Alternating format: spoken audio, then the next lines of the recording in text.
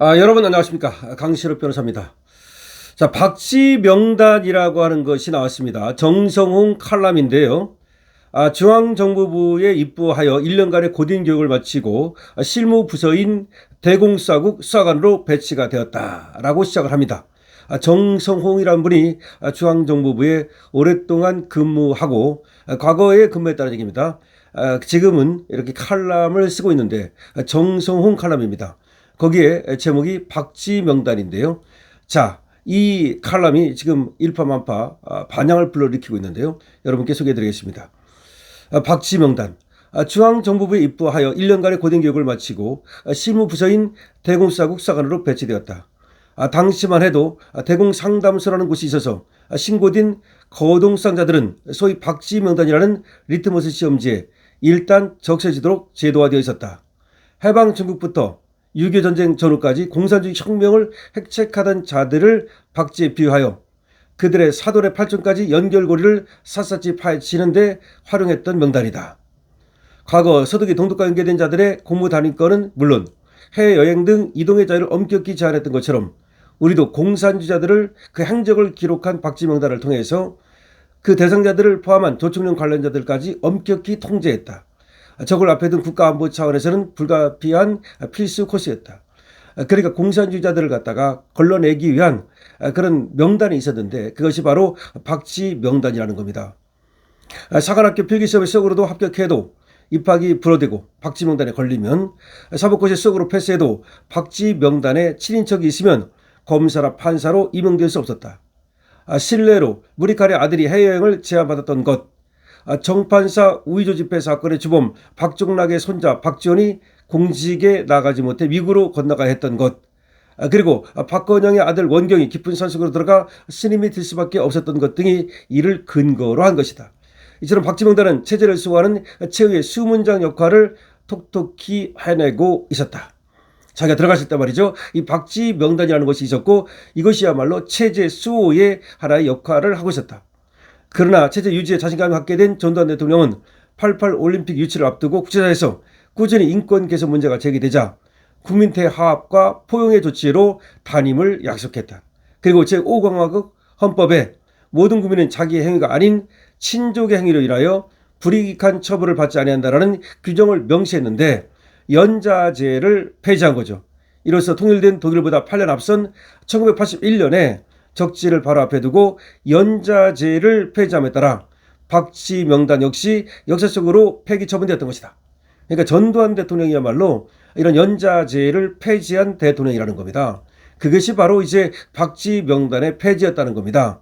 그런데 이 박쥐 명단이 폐지되자 그야말로 그 역효과가 엄청나게 불어가지고 또 지금 저것들이 말이죠. 저렇게 마음대로 지금 공산주의, 사회주의, 북한 찬양 이런 것들이 나타났다는 거죠. 하지만 폐기의 역효과는 실로 엄청났다. 역효과. 학원 자율화 조치와 함께 공산주의 이념의 확산을 통제하던 경찰 등 사찰기관이 철수했고 임명제였던 총학생회장이 선거제로 전환되었다. 그 결과 주체사상으로 무장한 연자제 관련 종북 좌파 학생들이 대거 회장 등 총학생회를 거머쥐었다. 이들은 막대한 학생 회비를 자금줄 삼아서 북한의 국외 소리 방송 내용을 교내에 마음껏 유포했다. 이로 인해서 80년대 대학가는 민주화란 미명하에 386이라는 좌파 운동권이 주도하는 해방 공간으로 변질되고 말았던 것이다. 1984년 서방으로 망명한 소련 KGB 출신의 유리 베즈메노프는 KGB가 미국 학생들을 대상으로 공산주의 세뇌 공작을 수행했는데 이 세뇌가 한번 완결되고 나면 아무리 진실된 정보를 보여주어도 다시는 원래 상태로 돌아가지 못한다고 증언한 바 있다. 이렇게 세뇌가 무섭다는 겁니다.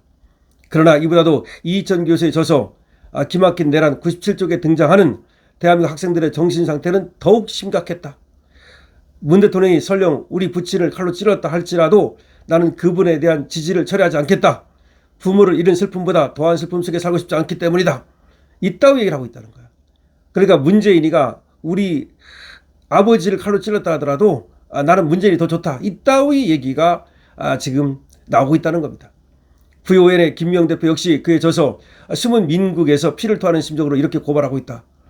북한 민주화 네트워크를 만든 민혁당 원조 김영환과 민주당의 우상호, 송영길 등 예추사파 대중조직 리더들 그리고 정수기 물을 채워 넣으려 나타났던 안희정은 결국 다 한패였다. 그중에서도 절정은 박선원 등의 수사파 라인이었다. 이들은 명백한 간첩 조직인 1심의 수사를 노골적으로 방해했고 급기야 당시 김승규 국정원장까지 갈아치웠다. 요거는 이제 부유엔 숨은 민국의 저자 김미영 대표의 책에 나오는 내용입니다. 검찰 출신으로 국정원장을 맡았던 김승규 원장은 수사를 마무리 짓던 2006년 11월 어느 금요일 청와대를 방문했다. 청와대 직원이 포함된 100여 명과 이 관련자를 수사를 상의하려고 찾아간 자리였는데, 다시 말해서 국정원에서 지금 청와대 직원까지 포함된 이자들을 이제 수사하고 있었고, 그걸 상의하려고 대통령을 찾아갔더니 거기서 노무현은 다방커피를 한잔 합시다 라며 운을 떼더니 이내 속내를 드러냈다는 겁니다. 아니 좀 푹 쉬지 않고 왜 난리세요? 운동권 출신 청와대 행정관을 포함해 비서관 90여 명이 한밤중에 벌떼처럼 나에게 달려들어 박선원 행정관을 겨냥한 1심의 수사를 멈추게 하고 국정원장을 사임시켜달라고 했습니다. 다시 말해서 저것들이 국정원장을 갈아치운 겁니다.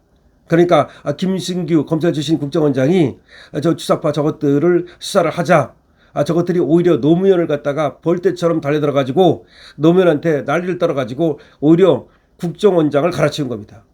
박선원을 갖다 수사하려고 하니까 오히려 박선원을 갖다가 수사를 못하게 국정원장을 갈아치운 겁니다. 그때 김승규 원장은 이제 끝났구나 직감하며 청와대를 나서는데 한 비서관이 전화를 걸어와 각하께서 스스로 사임하는 형식으로 말씀해달라고 하셨습니다. 이렇게 얘기하더라는 거예요.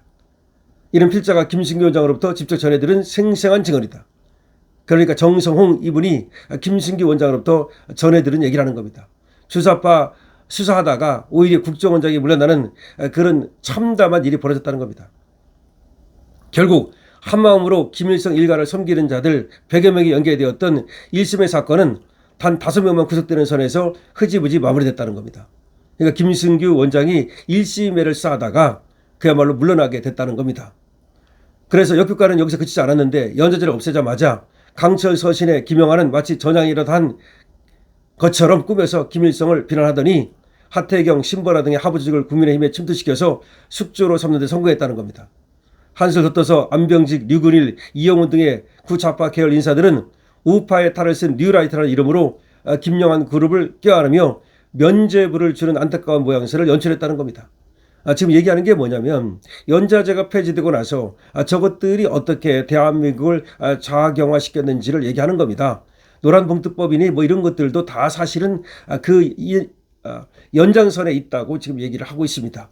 정성홍 지금 이분이 쓰고 있는 지금 이 글을 보면은 탱크데이라든가 이런 논란 역시 다 마찬가지로 그 연장선상에 있다고 얘기를 하고 있습니다. 설마 하다가 공산주의로 결국은 먹히고 말 거라는 겁니다. 마지막 관문이 헌법 개정이라는 겁니다. 지금 헌법 개정이 1%가 부족해가지고 저들이 못했는데 만약에 헌법 개정을 하게 된다면 결국 공산주의 혁명이 완성되는 거라는 겁니다. 그래서 정성홍 이분은 지금 박쥐 명단이라는 걸 얘기를 하면서 박쥐 명단이라는 것이 결과적으로는 연좌제 명단이었는데 그것이 우리 체제를 지키는 역할을 하다가 어쨌든 전두환 대통령이 국제사회에 맞게 인권에 맞게 개정한다면서 연좌제를 없앴더니 연좌제가 없어지고 나서 그 다음부터 그야말로 저 좌파들의 준동이 시작되었고 그 이후 계속해서 오히려 국정원장까지 저들이 갈아치우는 일이 벌어졌고 계속해서 이 사회가 자경화되다가 드디어 헌법까지 갈아치우는 지경에 이르렀고 헌법이 개정되면 결국 이 나라는 완전히 공산주의화 된다라고 얘기하고 있는 겁니다. 여러분 끔찍하지 않습니까? 지금 이 나라는 공산주의 되기 직전입니다. 지금 우리가 막지 않으면 이 나라를 지킬 수 없습니다. 여러분들 어떻게 생각하십니까? 이 박쥐 명단이라는 거에 대해서 그리고 지금 전두환 대통령을 저들이 그렇게 미워하고 싫어하는 이유에 대해서 그리고 저들이 차츰 이 나라를 갖다가 먹어 들어가고 있는 이 선상에 대해서 그리고 공산화 되기 직전인 이 상황에 대해서 헌법을 갈아치우려는 이유에 대해서 여러분 어떻게 생각하십니까? 여러분들의 의견을 댓글로 적어주시기 바랍니다. 강신업 TV입니다. 좋아요, 구독을 부탁드립니다.